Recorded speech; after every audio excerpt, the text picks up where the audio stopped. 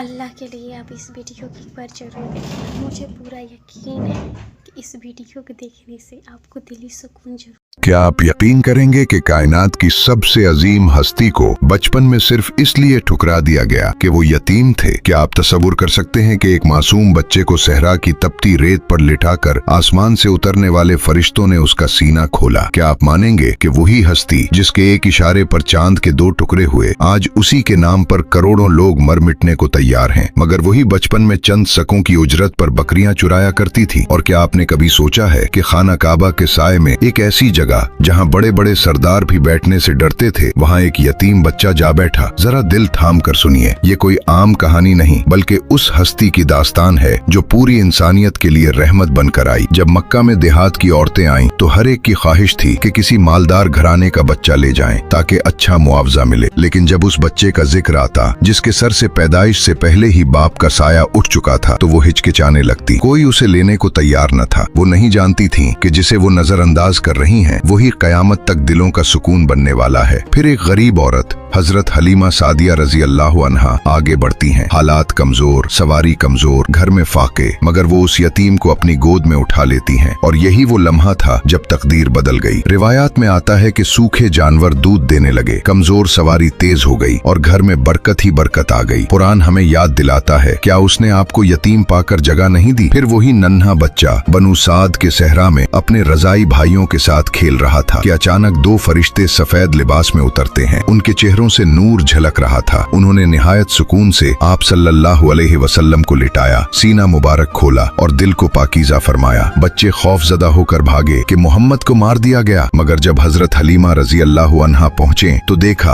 आप सल्लल्लाहु अलैहि वसल्लम बिल्कुल महफूज हैं और चेहरा नूर से दमक रहा है। वक्त गुजरा और वही बच्चा मक्का की तपती रेत पर बकरियां चुराया करता था। जलता हुआ सूरज, दहकती जमीन, मगर वो हर बकरी का ख्याल रखते कि कहीं कोई भटक न जाए। जब साहबा रजी अल्लाह अन्हुम ने पूछा तो आप सल्लल्लाहु अलैहि वसल्लम ने फरमाया, मैं अहले मक्का की बकरियां उजरत पर चुराया करता था। ये सिर्फ एक काम नहीं था बल्कि सब्र, जिम्मेदारी और क़यादत की तरबियत थी। और फिर एक दिन खाना काबा के साए में वो मंजर सामने आया जिसने सबको हैरान कर दिया। हजरत अब्दुल मुत्तलिब के लिए एक खास बिस्तर बिछाया जाता था जहाँ बड़े बड़े सरदार भी करीब नहीं जाते थे, मगर ये नन्हा यतीम बच्चा आया और सीधा जाकर उसी बिस्तर पर बैठ गया। लोग घबरा गए और आगे बढ़े के हटा दें, मगर अब्दुल मुत्तलिब ने कहा, इसे छोड़ दो, अल्लाह की कसम इस बच्चे की शान बड़ी है। जरा रुकें और सोचें, वही बच्चा जिसे दुनिया ने यतीम कहा, जिसे लोगों ने नजरअंदाज किया, वही आज करोड़ों दिलों की धड़कन है। आज हम छोटी सी मुश्किल पर टूट जाते हैं, जरा सी मेहनत से घबरा जाते हैं, लेकिन उनका सब्र, सादगी और अल्लाह पर